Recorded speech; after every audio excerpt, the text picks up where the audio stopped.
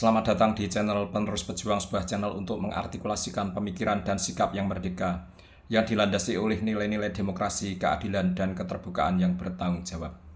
Teman-teman, di video saya yang terakhir kemarin, saya mengulas tentang saksi yang dihadirkan oleh pihak penggugat dalam sidang CLS di Pengadilan Negeri Surakarta, yaitu saksi fakta yang bernama Rujito sebagai pemegang ijazah Fakultas Kehutanan yang lulus tahun 1985 milik almarhum kakaknya.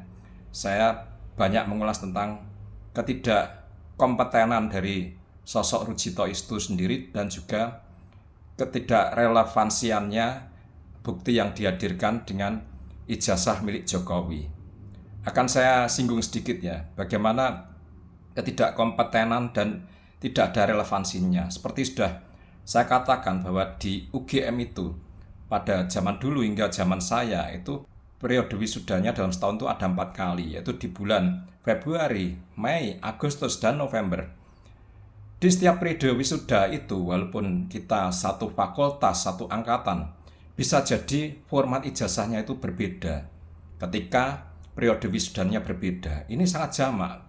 Saya contohkan saya dengan istri saya, walaupun kita satu fakultas, satu angkatan, tapi kita periode wisudanya berbeda. Bentuk ijazahnya berbeda. Ini memang sebuah kenyataan di UGM masa lalu ya.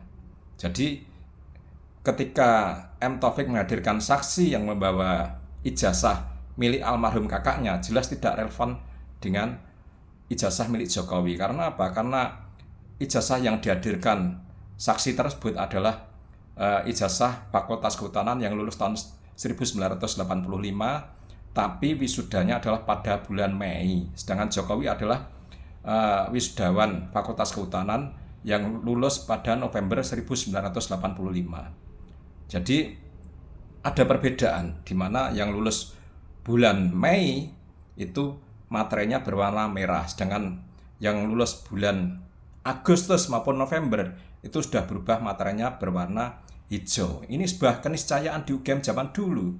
Jadi ini bisa dijelaskan ya, hanya oleh orang-orang UGM maupun para alumninya. Makanya ketika mereka menghadirkan sosok Rujito yang notabene adalah alumnus dari Universitas Islam Indonesia yang bukan dari kalangan UGM, jelas yang bersangkutan tidak mampu memberikan keterangan-keterangan yang relevan. Artinya beliaunya tidak kompeten. Bahkan ini juga sudah saya tangkap, walaupun mengakunya sosok Rujito ini dengan almarhum kakaknya sewaktu kuliah di Jogja mereka mengontrak dalam satu rumah. Tapi ternyata maaf saja, saya menilainya mungkin mereka kurang sosialisasi. Bahkan ketika ditanya Rujito hal kakaknya apakah wisuda, beliau sepertinya tidak bisa memastikan. Hanya beliau memastikan dari ditemukannya ijazah milik almarhum kakaknya. Ini kan aneh.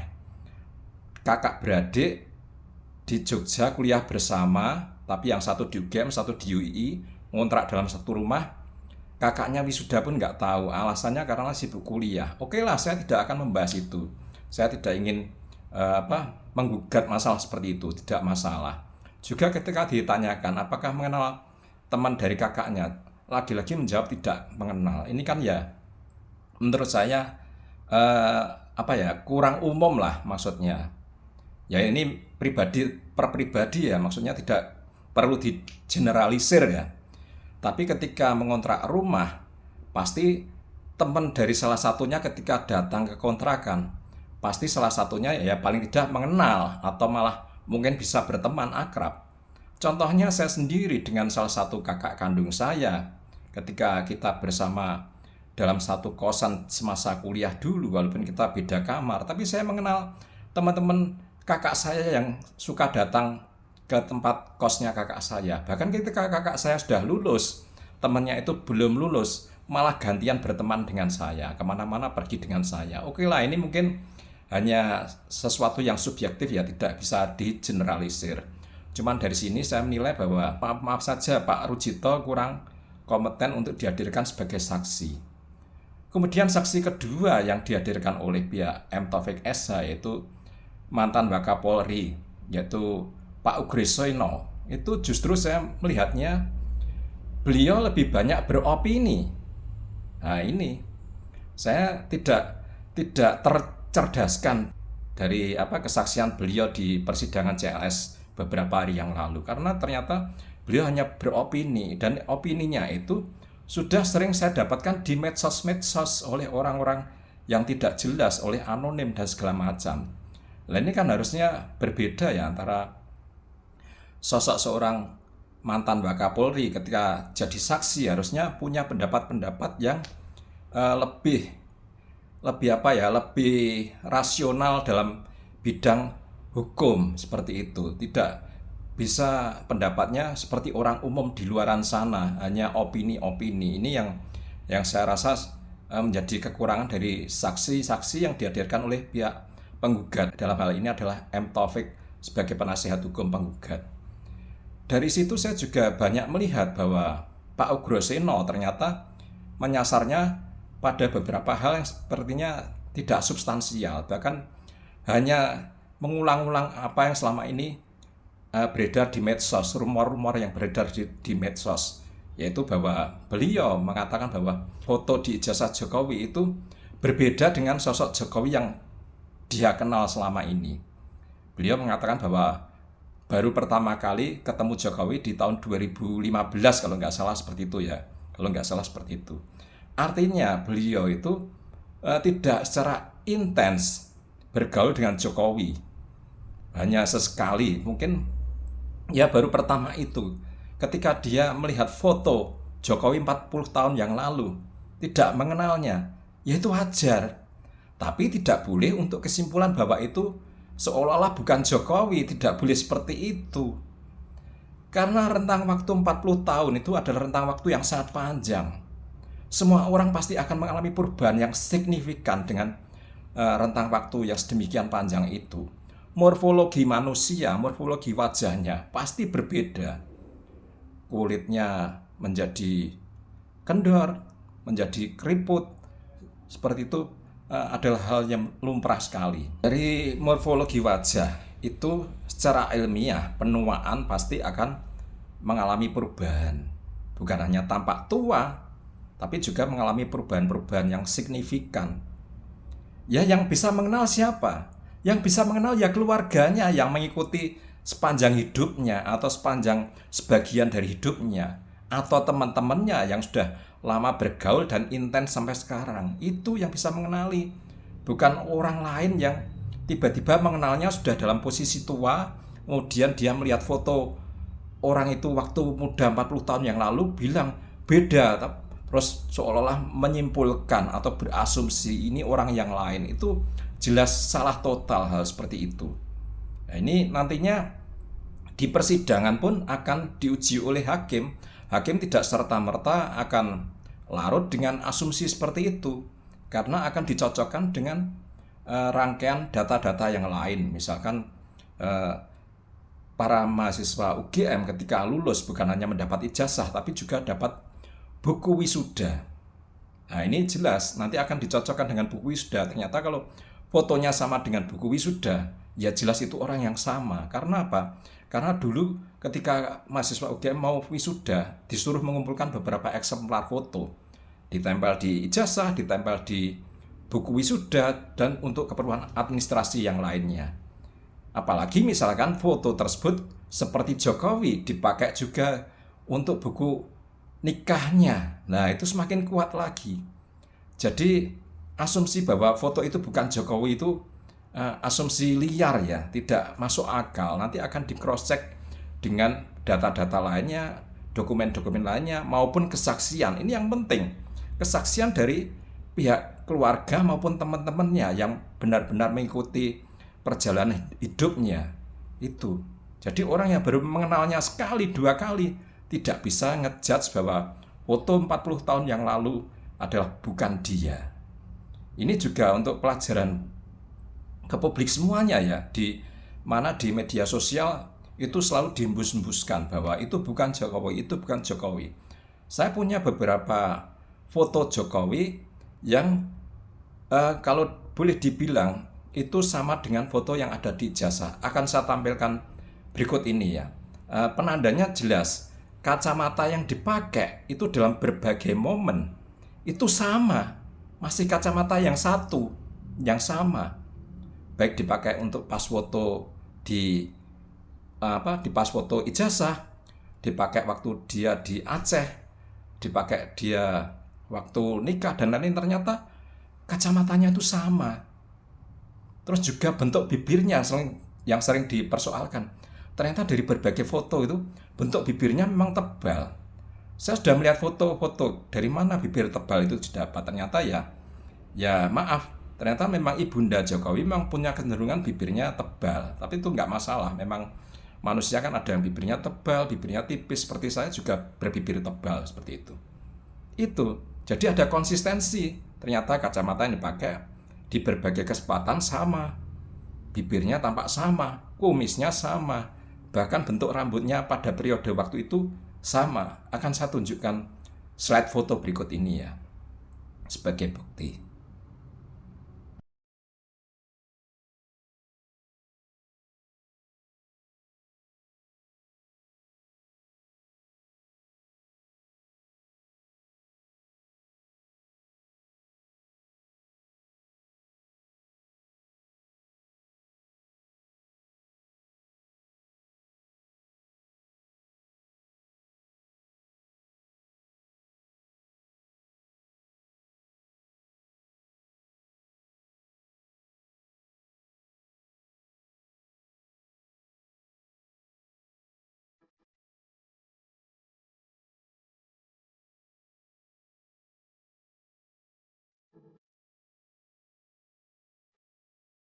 Nah, bagaimana menurut Anda?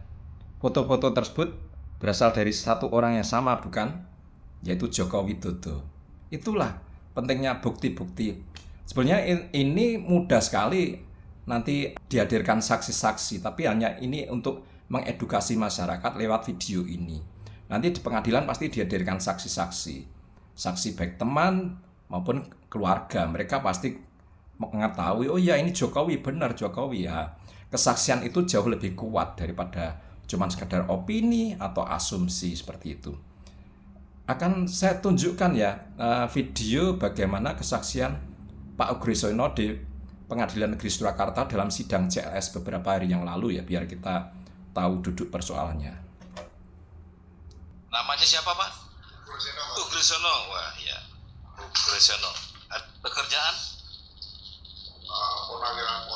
Purnawirawan Polri ya. Dengan Joko Widodo pernah ketemu ya, berarti tahu Pak ya. Dekat, jauh, kalau pernah ketemu hubungannya? Ya kalau bicara dipanggil sekali saja begitu kan. Kalau dipanggil sekali saja ya. Berarti tahu ya Pak. Tahu. Apakah saksi pernah melihat ijazah Pak Jokowi? Saya hanya melihat dari media sosial dan dari beberapa rekan juga yang didapatkan. Hanya melihat dari medsos. Lihat dari media sosial ya. Media Tidak sosial. pernah melihat ijazahnya Setelah dilihat Jokowi. di media sosial ya. Nih. Saksi perhatikan ya. Ada masalah apa dengan ijazahnya tadi? Ya, secara sepintas dengan kasat mata saya, yang pertama foto Foto apanya? foto yang ada dalam ijazah itu hanya saya amati sendiri dengan mata saya, berbeda dengan Pak Jokowi yang pernah saya ketemu. Berbeda ya. Berbeda fotonya Foto yang ya, ijazah sudah saya ulas tadi. yang ada di media, berbeda dengan yang saudara lihat langsung orangnya, lihat asli orangnya ya. Fotonya asli orangnya. Dengan orang aslinya kan ya. Berbedanya. Belum pernah lihat saksi ijazah aslinya Pak Jokowi. Sampai sekarang saya nggak pernah lihat ya. Bentuk gigi seperti kan kita bisa Bentuk lihat gigi. seperti itu. Kemudian begitu digambar bentuk telinga, mata, sepintas kita lihat banyak perbedaan seperti itu. Oke ya, tadi Pak Ugrisono menyebutkan bentuk gigi. Inilah hoax yang sudah tersebar sekian lama di media sosial. Orang selalu mengatakan bahwa bentuk gigi Jokowi berbeda. Bentuk gigi Jokowi berbeda. Saya tahu foto-foto apa yang dipakai orang untuk ngejudge bahwa gigi Jokowi berbeda antara yang satu yang muda dengan yang sekarang. Saya dapati bahwa kedua foto tersebut, terutama yang waktu masih muda, giginya itu, fotonya itu hasil editan. Jadi bukan bentuk gigi yang asli. Saya ceritakan, ketika baru berlangsungnya COVID, saya terus terang banyak menyibukkan diri dengan hal-hal yang sifatnya menghibur. Antara lain waktu itu saya otak-atik foto-foto lama saya. Foto-foto yang blur, saya perjelas. Kemudian saya menemukan aplikasi. Karena waktu itu saya ikut grup foto masa lalu di media sosial. Saya jadi tahu untuk memperjelas foto masa lalu yang blur pakai aplikasi. Aplikasi namanya Enhance, salah satunya adalah Remini. Saya cenderung asik waktu itu, waktu awal-awal COVID itu, ngotak-atik foto blur-blur saya menjadi jelas. Namun demikian, ketika saya memperjelas foto-foto lama saya yang blur, ternyata memang menjadi jelas, tapi saya cenderung melihat kok jadi aneh seperti itu. Karena apa? Karena banyak yang terdistorsi. Terutama misalkan wajah. Asalnya blur memang terus jadi jelas, tapi banyak hal yang terdistorsi. Misalkan pipinya jadi tirus, terus kulitnya jadi kemerahan, alisnya semakin tebal, terus hidungnya semakin sempit tapi lebih tajam, kupingnya kadang-kala lebih lebar. Terus yang jelas ada foto-foto saya yang lagi tersenyum tapi giginya hanya sekilas, terlihat sekilas. Ketika saya pakai aplikasi Enhance, dalam hal ini Remini, giginya menjadi putih bersih, rapi, dan kelihatan garis-garis giginya. Bahkan bisa dihitung jumlah gigi yang terlihat. Padahal itu foto yang blur, foto-foto masa lalu saya, foto puluhan tahun yang lalu. Menjadi bisa sangat jelas gigi-giginya. Jadi putih bersih, jadi rapi, jadi kelihatan batas-batas giginya bisa dihitung. Padahal kalau dilihat foto yang original, sama sekali tidak. Bahkan gigi asli saya sama sekali tidak putih, cenderung kekuningan sejak dulu, sejak kecil. Jadi putih bersih ketika foto blur saya perjelas dengan aplikasi Enhance. Gigi yang paling menonjol dan mata itu paling menonjol distorsinya. Giginya menjadi putih bersih, rapi, dan kelihatan ada garis-garis batas gigi sehingga bisa dihitung. Padahal sebelumnya enggak. Di foto yang asli itu hanya sekedar sekelumit, agak putih seklumitannya, enggak bisa dihitung, enggak ada garis-garisnya, enggak rapi seperti itu. Ini juga yang dilakukan oleh orang-orang iseng.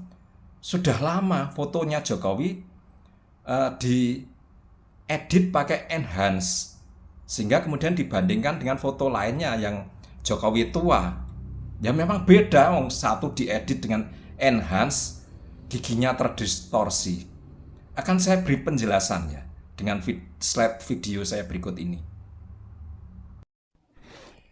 Ini adalah foto Jokowi bersama teman-temannya seusai prosesi pelepasan wisudawan di Fakultas Kehutanan UGM tahun 1985. Jokowi adalah sosok nomor 2 dari kanan.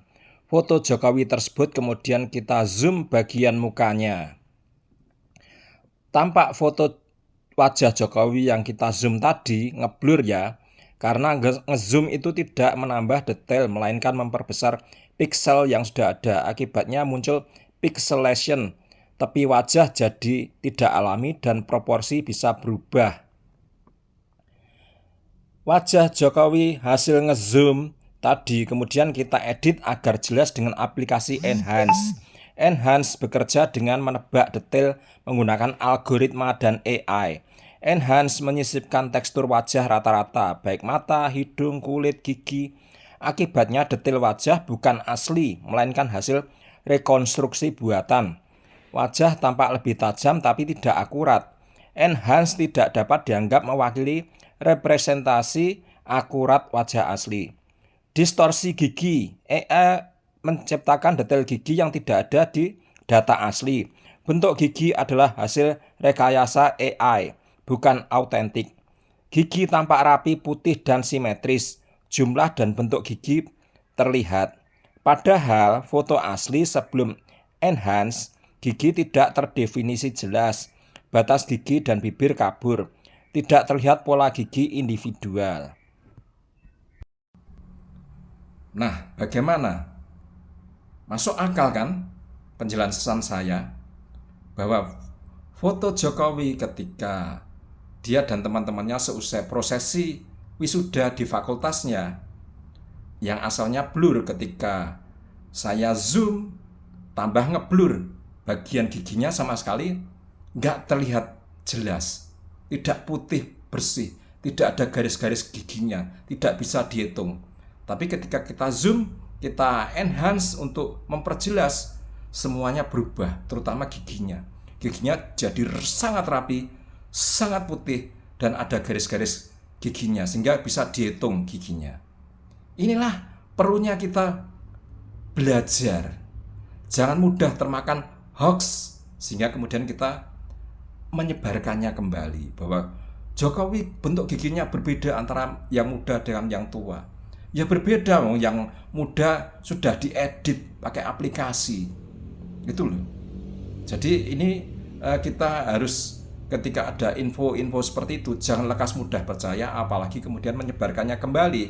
Kita harus bertanya pada orang yang tahu, atau setidaknya kita punya sikap skeptis.